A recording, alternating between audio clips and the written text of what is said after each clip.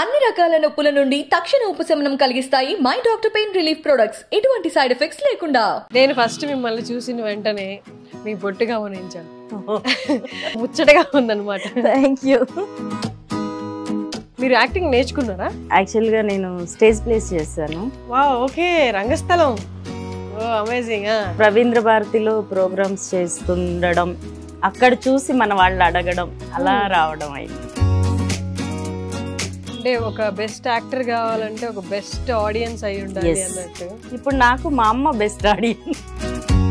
So first chance ఎలా వచ్చింది? అక్కడ రంగస్థలం నాటకం చూసి పిలిచారా? ఫస్ట్ సినిమా ఏంటి? ఈ అబ్బాయి చాలా మంచోడు. అక్కడ మీరు మూగమ్మాయిగా చేశారు, ఇక్కడ బేబీలో కూడా ఆఫ్టర్ 22 years సైకిల్ తిరిగి వచ్చినట్టు. యాక్చువల్గా నేను తక్కువ మాట్లాడతాను కాబట్టి అలాంటి మూగ పాత్ర బాగా చేయగలను. సో మీ కెరియర్ స్టార్ట్ చేసింది మూగ పాత్రతో కాబట్టి మళ్ళీ అవన్నీ గుర్తొచ్చాయా? కళ్ళతో పలికించగలనేమో, అందుకే అందరినీ మెప్పించానని నేను అనుకుంటున్నాను. ఇప్పుడైనా ఛాలెంజింగ్ గా ఫీల్ అయ్యి భయపడిన పాత్ర ఉంది, అమ్మో ఇది నేను ఎలా చేయగలను అని? బేబీకే భయపడ్డాను.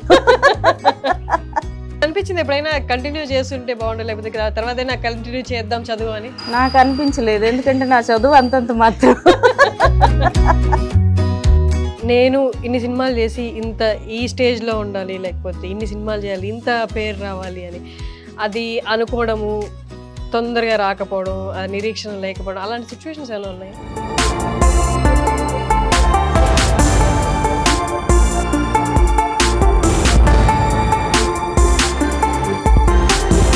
అంతే కదండి. బట్ మీరు చెప్పిన స్టేట్మెంట్ చాలా పెద్ద statement. Hello viewers, welcome to I dream media.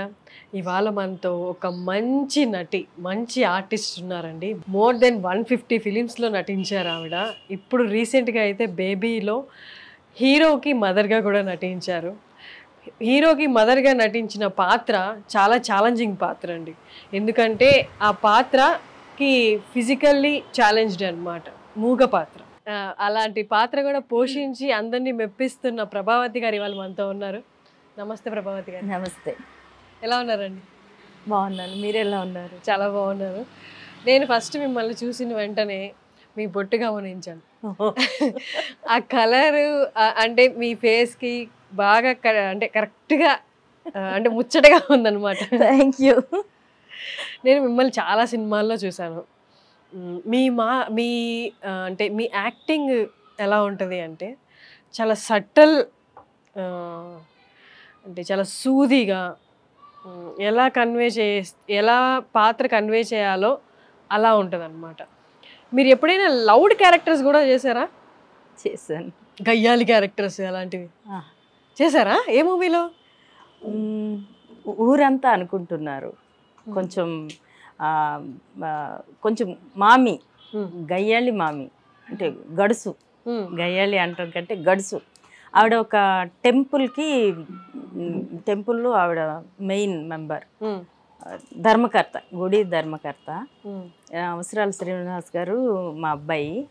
ఆ అబ్బాయి ఒక అమ్మాయిని లవ్ చేసి ఆ అమ్మాయిని తీసుకుని వస్తాడు.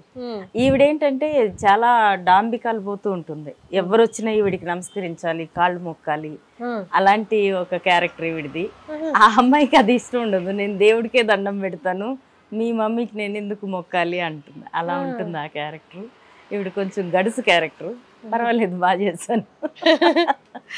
అంటే మీ క్యారెక్టర్స్ లాగే ఇప్పుడు నేను మీకు నాకు జరిగిన చిన్న కాసేపటి కాన్వర్జేషన్లో కూడా నేను గమనించింది అది. మీరు నార్మల్గా కూడా అలాగే ఉన్నారు, చాలా ప్రశాంతంగా మాట్లాడుతున్నారు. ఆ మాడ్యులేషన్ కూడా ఎక్కడ ఒక పిచ్చి పెరగలేదన్నమాట. రియల్ లైఫ్లో కూడా ఇలాగే, అంటే నాతో ఇప్పుడు మాట్లాడిన కాన్వర్జేషన్ ఉంది కదా, సేమ్ అలాగే ఉంటారా రోజంతా? రియల్గా నేను చాలా సాఫ్ట్, చాలా కామ్ గోయింగ్.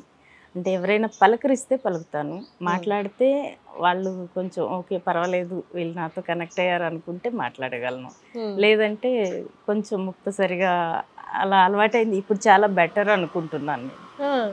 ఇంతకుముందు ఇంకా క్వైట్గా ఉండేదాన్ని. అవునా? ఎక్కడ ప్రాపర్ మీదే? నెల్లూరు. నెల్లూరా? నెల్లూరు. అవునా? ఎక్కడ? సంతపేట. మీది? రంగనాయకులపేట. ఓ పక్క పక్కనే. అవునా?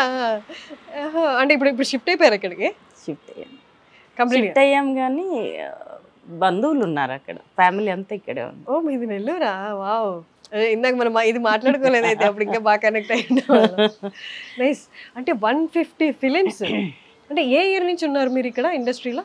2001 అబ్బా. 2001. Almost 22 years. మన మీద వర్షం కూడా పడుతుంది. ఓకే, కొంచెం అయితే మనం పక్కకి పెట్టుకుందాం, పక్కకి జరుపుకుందాం. అంటే వానదేవుడు కరుణించాడు, ఇవిడికి కొంచెం స్వెట్ ఎక్కువ, నేను వెళ్ళి దాన్ని తగ్గిద్దామని అలా పడుతుంది. అంటే మీరు ఇక్కడ ఈ చల్లదనంలోనే ఇంత స్వెట్ ఫీల్ అవుతున్నారు. మీది అంటే బాడీ ఉంటుంది కదా, వాతం బాడీ, సరే కొంచెం హీట్ బాడీ, గాలి ఎక్కువ కావాలి. అందరు నన్ను గాలి పక్షి అంటుంటారు. కానీ నెల్లూరు అంటేనే ఫుల్ హ్యూమిడ్ కదా అక్కడ. అవును. మరి అక్కడ నెల్లూరులో ఉన్నప్పుడు ఎట్లా ఉండేది? అంటే అక్కడి నుంచి వచ్చేసి 22 ఇయర్స్ అయిపోయింది కదా, పూర్తిగా ఇక్కడ వాతావరణానికి అలవాటు పడిపోయాను.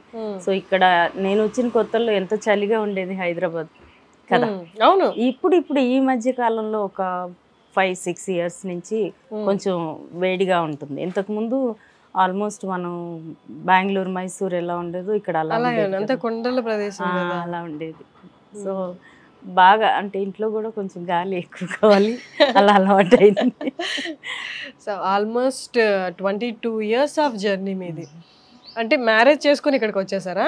లేదు, ఇక్కడ వచ్చాకే మ్యారేజ్ అయింది. 2007లో మ్యారేజ్ అయింది. 2007లో మ్యారేజ్. అంటే మీరు హైదరాబాద్కి రావడానికి వచ్చాను. రీజన్ ఏంటి? నెల్లూరు కదా మీ నేటివ్. రీజన్ ఏం లేదమ్మా. స్టడీస్ పరంగానా, ఉద్యోగం పరంగానా? ఏం లేదు, షూటింగ్ కోసమే వచ్చాను. అవునా? ఓకే. మీరు యాక్టింగ్ నేర్చుకున్నారా? లేదు, అంటే యాక్చువల్గా నేను స్టేజ్ ప్లేస్ చేశాను. Wow, okay. రంగస్థలం. Oh amazing. అందులో రవీంద్ర భారతిలో ప్రోగ్రామ్స్ చేస్తుండడం, అక్కడ చూసి మన వాళ్ళు అడగడం, అలా రావడం అయింది. ఏ నాటకం చూసారు మీది? కొయ్యగుర్రం. కొయ్యగుర్రం దేని మీద అది ప్లే?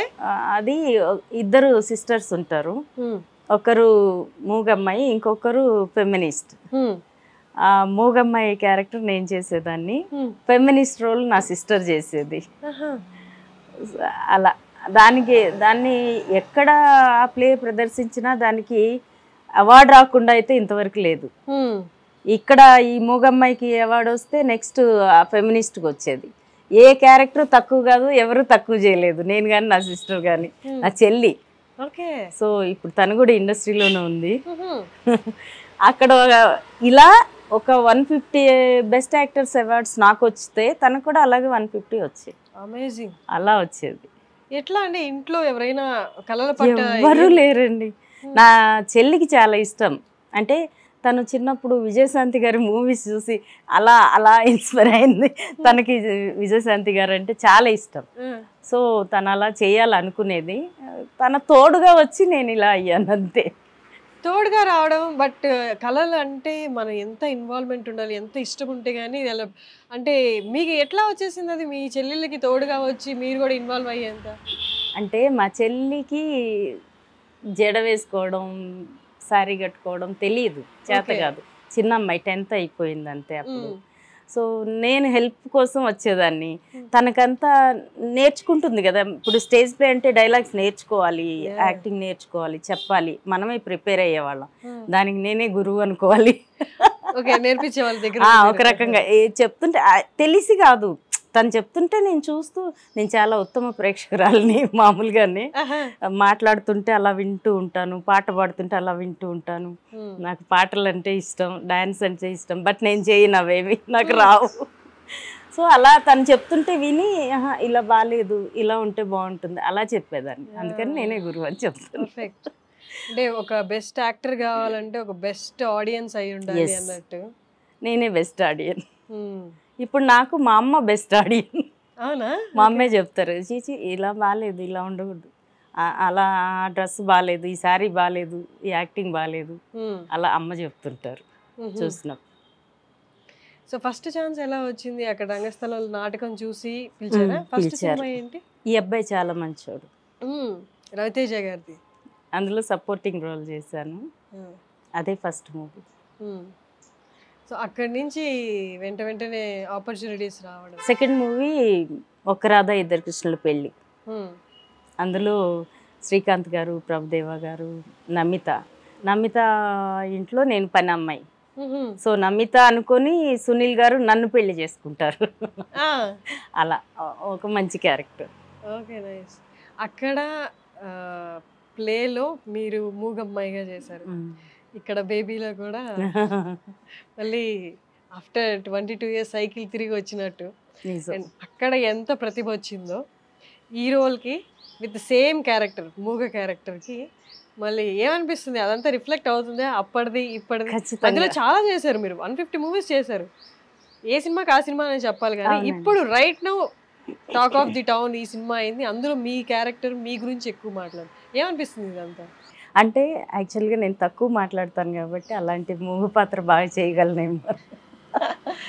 మూగ పాత్ర చాలా ఛాలెంజింగ్ కదా. మీరు మాట్లాడకుండా మీ కళ్ళతో, మీ సైగలతో ఎక్స్ప్రెస్ చేయాలి. సో మీ కెరియర్ స్టార్ట్ చేసింది మూగ పాత్రతో కాబట్టి మళ్ళీ అవన్నీ గుర్తొచ్చాయా? అంటే మనం ఏదైనా కళ నేర్చుకుంటే ఎక్కడికి పోదు అన్నట్టు 20 ఏళ్ళ తర్వాత మళ్ళీ సేమ్ క్యారెక్టర్. అంటే భగవంతుడు నాకు ఎక్స్ప్రెసివ్ ఐస్ ఇచ్చారని చాలామంది చెప్తారు. అది నిజమని నేను కూడా అనుకుంటాను. సో కళ్ళతో పలికించగలనేమో, అందుకే అందరినీ మెప్పించానని నేను అనుకుంటున్నాను. కరెక్ట్ అమ్మా, నిజమే. నేను వచ్చిన దగ్గర నుంచి కూడా మీ బొట్టు, మీ కళ్ళ అబ్జర్వ్ చేస్తున్నా, చక్కగా ఉన్నారు. ఇంకొకటి ఏంటంటే ఇండస్ట్రీలో కాంపిటీషన్ ప్రతి పాత్రకి ఉంటుంది. అండ్ మదర్ క్యారెక్టర్స్ దగ్గరికి వస్తే మన ఇంతకుముందు ఇంటర్వ్యూలు చాలా మందివి చూసాము. మదర్ క్యారెక్టర్స్ కానీ సిస్టర్ క్యారెక్టర్స్ చేసే వాళ్ళవి, వాళ్ళు ఎప్పుడు మాకు కో యాక్టర్స్కి పడదండి, దాంట్లో ఈ విషయంలో గొడవ వచ్చింది, ఈ విషయంలో గొడవ వచ్చింది అని. కానీ ఇంటర్వ్యూ ముందు నేను మిమ్మల్ని ఒక విషయం అడిగాను, మీరు సీరియల్స్ కూడా చేస్తారా? అక్కడ ఎన్వైర్న్మెంట్ ఇక్కడ ఎన్వైర్న్మెంట్ వేరు కదా, మీరు ఎట్లా అడ్జస్ట్ అయ్యారంటే మీరు ఒక మాట అన్నారు, నేను ఎక్కడైనా అడ్జస్ట్ అవ్వగలనండి. అంటే చాలా రేర్గా వినిపిస్తుంది ఈ మాట.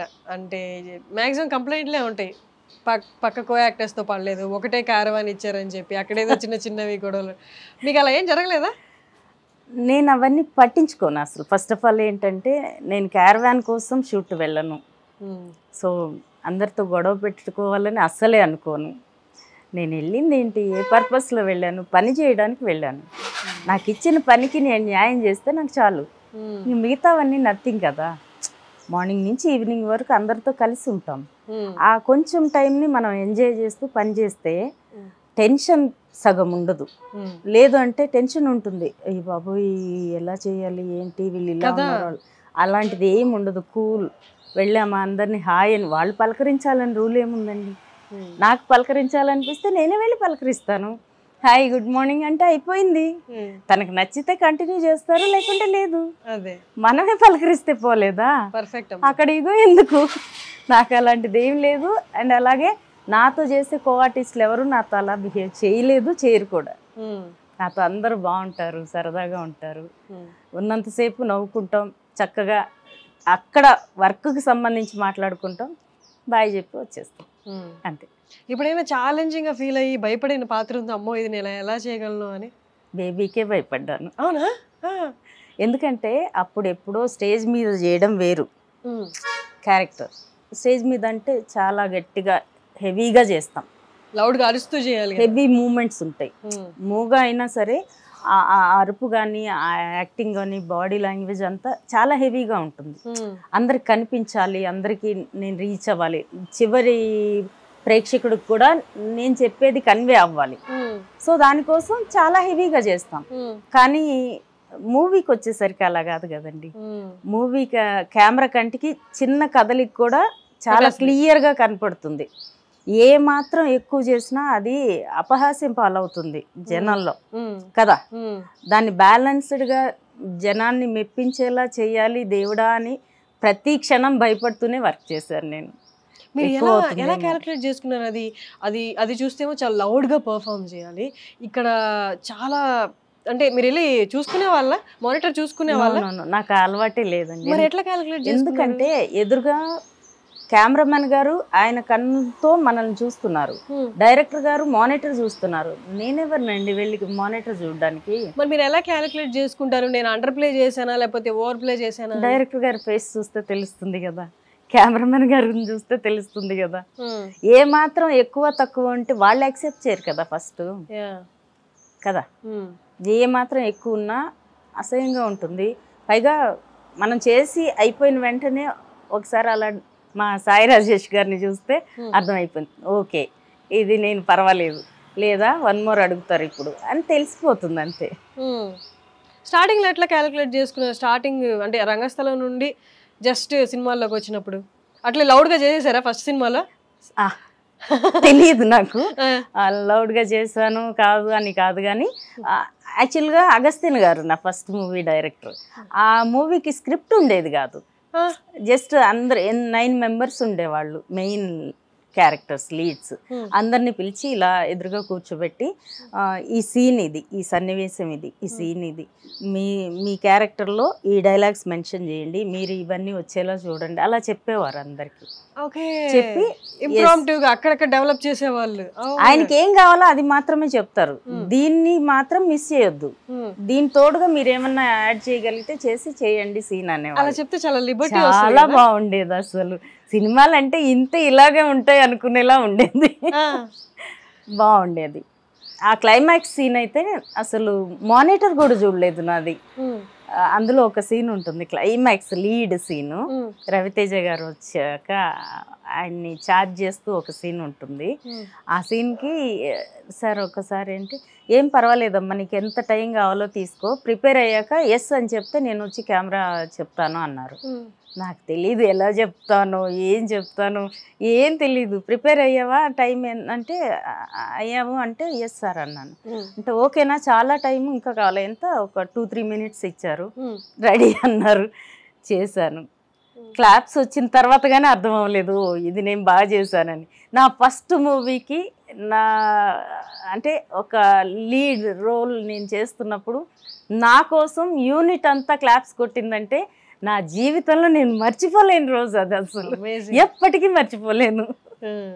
అలా వచ్చింది ఆ సీన్, ఆ క్లైమాక్స్ సీన్. అంటే ఆ మూవీలో కొన్ని సీన్స్ ఇప్పటికి కూడా నేను ఎంత రిమోట్ ఏరియాకి వెళ్ళినా సరే ముసలి వాళ్ళ దగ్గర నుంచి చిన్న వాళ్ళ వరకు అందులో ఉన్న డైలాగ్స్ అన్ని నాకు వినిపిస్తారు, నాకే గుర్తులేవు.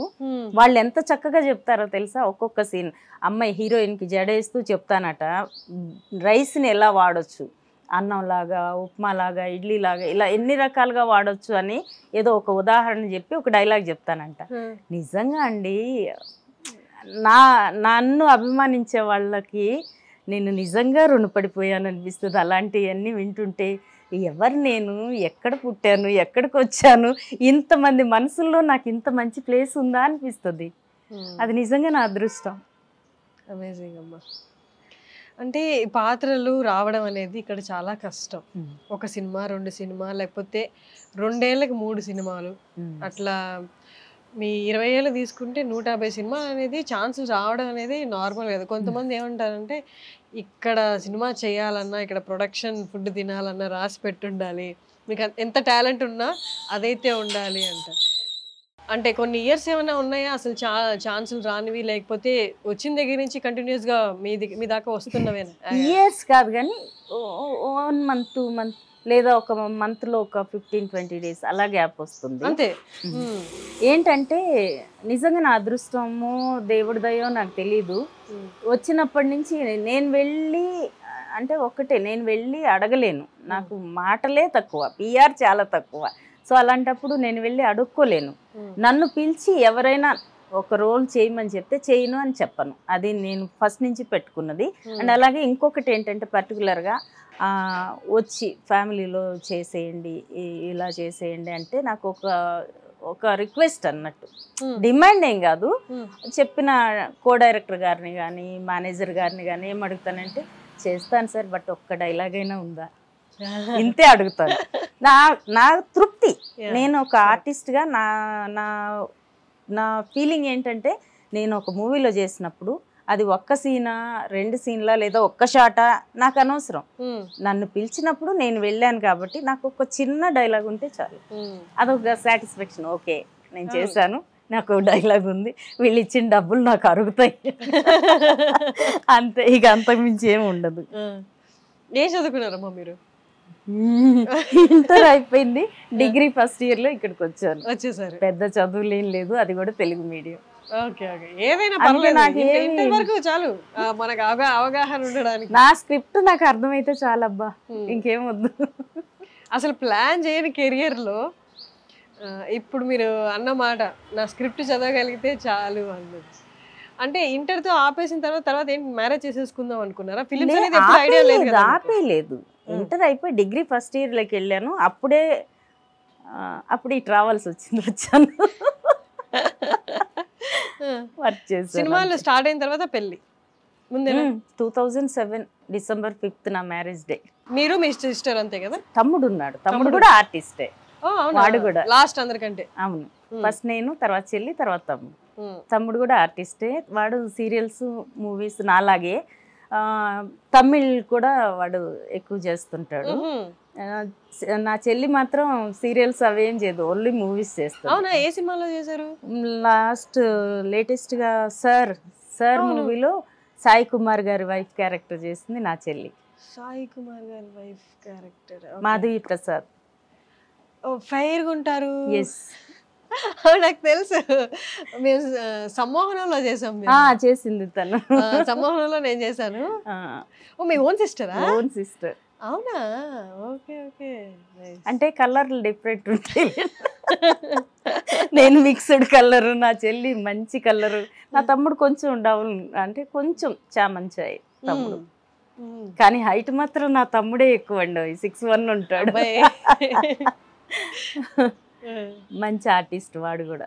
అంటే భగవంతుడి దయ వల్ల ముగ్గురం ఆర్టిస్టులుగా ఉన్నా ఎవ్వరు ఎక్కడికి వెళ్ళినా శబాష్ అనిపించుకునే వస్తాం, కానీ చేయలేరు వీళ్ళకి రాదని అయితే ఇంతవరకు అనలేదబ్బా ఎక్కడ. అమ్మగారు మీకు ఇచ్చిన సలహా ఏంటి? మా అమ్మ జీవితంలో ఎలా ఉండాలి, వర్క్ విషయంలో ఎలా ఉండాలి? తొందరపడి పెళ్లి చేసుకోకు, నీకు నచ్చింది చదువు, నీకు నచ్చింది చెయ్యి, ఆ తర్వాత చేసుకో అని చెప్పారు. నువ్వు అలా ఎవరి కోసము ఏం చేయకు, చక్కగా చదువుకో, నీకు నచ్చింది చెయ్యి, అప్పటికి సినిమాలకి రావాలి అట్లా ఏం లేదు కాబట్టి మంచిగా చదువుకో, జాబ్ చేసుకో, నీకు నచ్చినప్పుడు పెళ్లి చేసుకో. బట్ అయితే ఎందుకు డిగ్రీ ఇదని ఆపేశారు? అంటే స్టేజ్ ప్లేస్లో బిజీ అయ్యాను. ఓకే, సో ఇంకా చదువుతూ కూర్చుంటే అది వర్కౌట్ అవ్వలేని పరిస్థితి. అందులోనూ ఒక 1-2 years మాత్రమే స్టేజ్ ప్లేస్ చేశాను, తర్వాత ఇండస్ట్రీకి వచ్చేసాను, ఇంకా ఛాన్సే లేదు.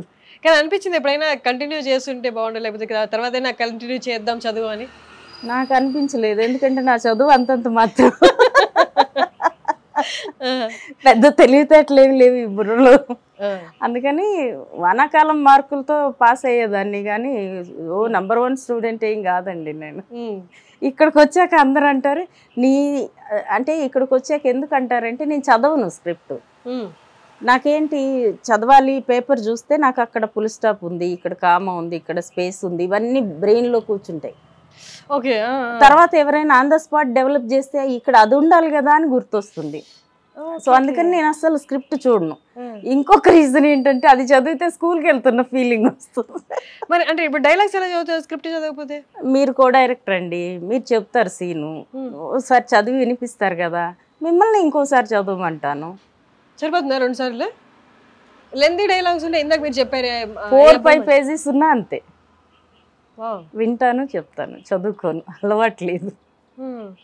అది సింగిల్ డైలాగ్ అయినా వింటాను, 10 లైన్లు 20 లైన్లు ఉన్నా వింటాను.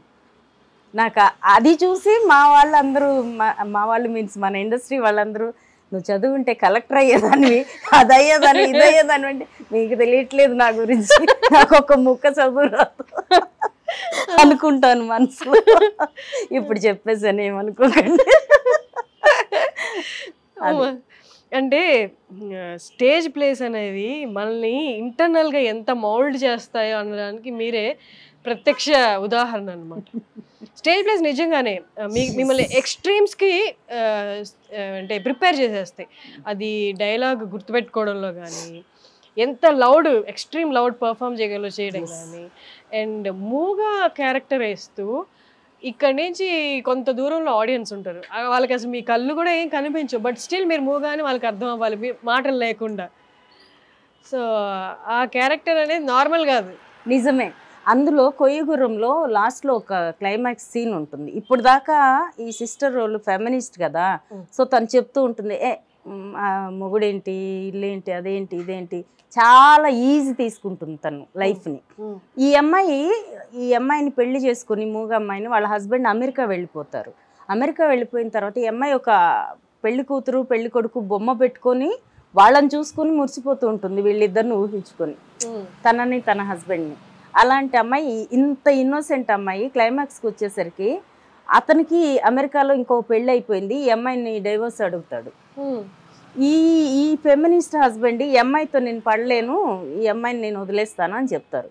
అప్పుడు వీళ్ళ ఫాదర్, అమ్మ ఉండదు వీళ్ళకి, ఫాదర్ ఉంటారు. వాళ్ళ ఫాదర్ చెప్తాడు ఇద్దరిని, సరే ఎందుకమ్మా గోలా, నువ్వు ఆ తాళి తీసి అబ్బాయికి ఇచ్చే, అబ్బాయి వెళ్ళిపోతాడు అని ఫెమినిస్ట్కి చెప్తాడు.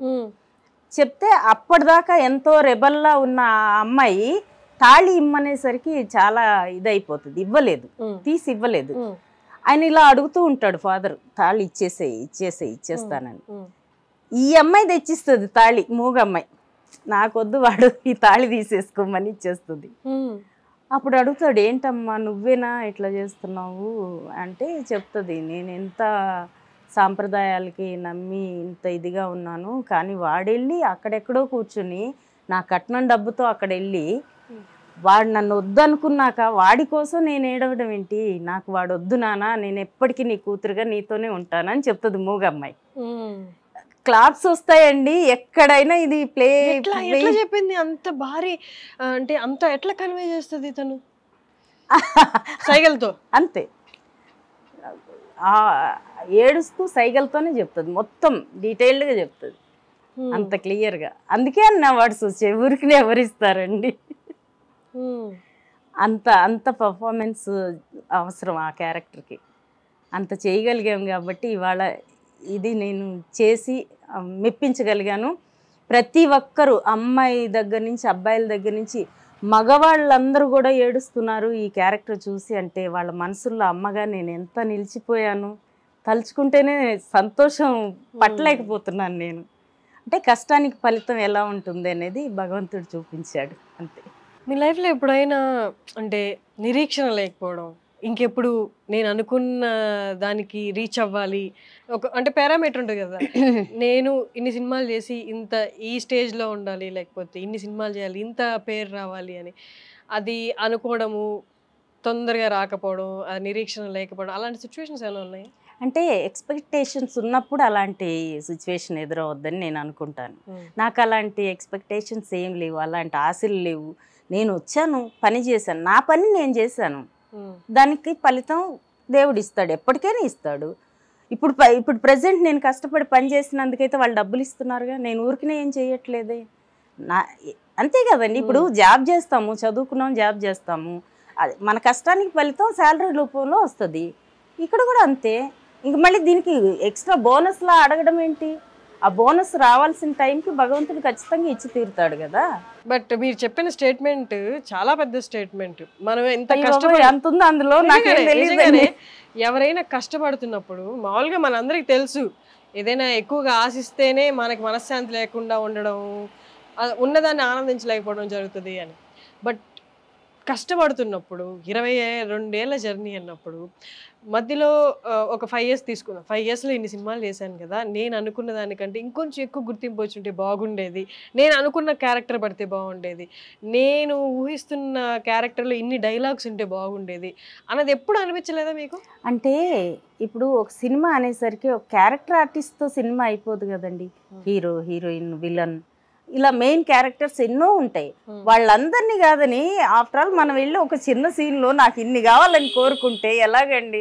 అది ఎంతవరకు న్యాయం చెప్పండి? ఆ సినిమా కథ ఊహించుకున్నప్పటి నుంచి దాని డైరెక్షన్ ఎలా ఉండాలి, ఆ సినిమా అవుట్పుట్ ఎలా ఉండాలని కష్టపడి ఆలోచించుకునే డైరెక్టర్ ఛాయిస్ ఏమి ఉండదా? ఆయన కదా డిసైడ్ చేస్తారు, ఆయన కదా, ఆయన క్రియేటర్, ఆయన స్టోరీ ఎలా ఉండాలి, ఆయన క్యారెక్టర్స్ ఎలా బిహేవ్ చేయాలి అనేది ఆయన డిసైడ్ చేసి కదా పిలుస్తారు. దీనికి మనల్ని పిలిచారు అంటే మనం ఆయన అనుకున్న దానికి రీచ్ అయితే అది గ్రేట్, అంతకన్నా ఏం కావాలి ఆర్టిస్ట్గా అని నా ఒపీనియన్. సూపర్, మీరు చెప్పింది పర్ఫెక్ట్, కరెక్ట్. ఇప్పుడు బ్రహ్మానందం గారిని తీసుకోండి, శ్రీలక్ష్మి గారిని తీసుకోండి, వాళ్ళ రోల్ క్యారెక్టర్ రోలే, బట్ వాళ్ళ ఫేమ్, వాళ్ళ పర్ఫార్మెన్స్ అనేది హీరోస్కి హీరోయిన్స్కి మించి ఉంటుంది. నేను చెప్పేది ఇప్పుడు మనకి డెసిగ్నేషన్స్ అవసరం లేదు, హీరోనా నువ్వు, హీరోయినా నువ్వు, క్యారెక్టర్ ఆర్టిస్ట్ అనేది కాదు.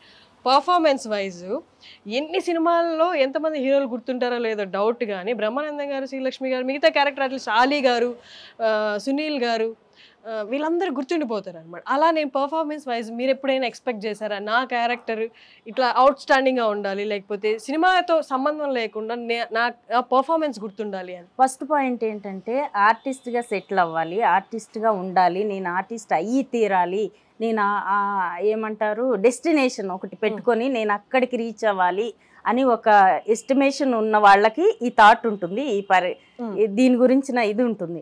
నిజం చెప్పాలంటే యాక్టింగ్లో నాకు ఓనమాలు కూడా తెలియదు, నాకు అసలు ఏం తెలియదు, నథింగ్. భగవంతుడు నాకు అవకాశం ఇచ్చాడు. నేను ఒక్కటే ఆలోచిస్తాను, నాకు ఇచ్చిన క్యారెక్టర్ని నేను సిన్సియర్గా మా డైరెక్టర్కి నచ్చినట్టు నేను చేయగలిగానా లేదా, ఆ సినిమాకి ఆ డైరెక్టర్ నేను ఏం కోరుకుంటున్నారో నేను అది చేశానా లేదనే ఆలోచిస్తాను. ఆయన ఫేస్లో ఓకే అన్న సాటిస్ఫాక్షన్ నాకు కనపడితే నేను గెలిచినట్టే, నేను రీచ్ అయినట్టే, నాకు అవార్డు వచ్చినట్టే, ఇంకేం కావాలి నాకు. ఇప్పుడు మీరన్న బ్రహ్మానందం గారు, శ్రీలక్ష్మి గారు, వీళ్ళందరి క్యారెక్టర్స్ అన్ని ఎక్స్ట్రీమ్ అయిన తర్వాత నుంచి వాళ్ళ కోసం స్పెషల్గా ఒక లైన్ ఇస్తున్నారు. ఒక డైరెక్టర్ గారు ఒక క్యారెక్టర్, ఒక స్టోరీ అనుకున్నప్పుడు ఇందులో శ్రీలక్ష్మి గారు లేదా బ్రహ్మానందం గారు ఉన్నారంటే వీళ్ళు ఇంకొంచెం ఎక్కువ ఉంటే వీళ్ళ ద్వారా మనకి బాగుంటుంది, మూవీకి ప్లస్ అవుతుంది అని రాస్తున్నారు కాబట్టి చేస్తున్నారు. అలా రాయకపోతే ఎలా చేయగలరు? అలా రాయడానికి ఒక్క క్యారెక్టర్ అనేది ముఖ్యం. ఒక్క సినిమాలో వాళ్ళు అది స్పార్క్ చూసారు, అక్కడి నుంచి కంటిన్యూ అయింది కదా. మీరు అనుకున్నారు ఇప్పటి నుంచి అవుతుంది, ఎలా చెప్తారు చెప్పండి కదా. అదే నేను ఎక్స్పెక్ట్ చేస్తున్నాను యాక్చువల్లీ. ఈ బేబీ తర్వాత బేబీ ప్రభావతి అమ్మ అని నన్ను ఇంకా సంబోధిస్తున్నారంటే యాక్చువల్గా అందరూ ప్రభావతి గారు అంటారు ఇప్పుడు దాకా. ఇప్పటి నుంచి ప్రభావతి అమ్మ అంటున్నారంటే నాకు ఓకే ఇది వచ్చినట్టే కదా. కరెక్ట్, ఇంకేం కావాలి నాకు. నేను కూడా ఐ విష్ ద సేమ్, ఇప్పటి నుంచి మీకు అలాంటి క్యారెక్టర్స్ రావాలి, మోర్ అంటే పర్ఫార్మెన్స్ డ్రివెన్ క్యారెక్టర్స్ రావాలి అని కోరుకుంటున్నాను. థ్యాంక్స్ అలాట్ అండి మాతో ఇంత టైం ఇచ్చి మాతో మాట్లాడినందుకు, అండ్ ఆల్ ద బెస్ట్ మీ ఫ్యూచర్ ప్రాజెక్ట్స్ కూడా. Thanks a lot. Thank you so much.